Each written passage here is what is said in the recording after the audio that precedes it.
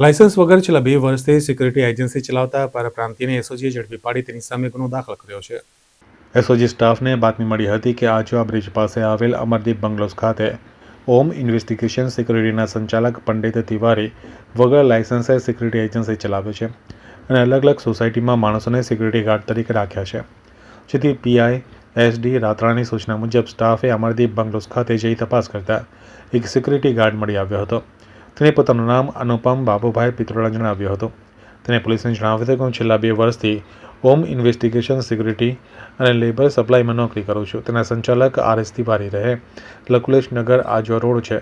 જેથી પોલીસે RS તિવારીને call કરી સ્થળ પર બોલાવ્યા. તેણે પોતાનું નામ રમાશંકર સતરામ તિવારી રહે સહજાનંદ લેન્ડમાર્ક સિકંદરપુરા ગામ સામે આજવા રોડ હોવાનું જણાવ્યું હતું.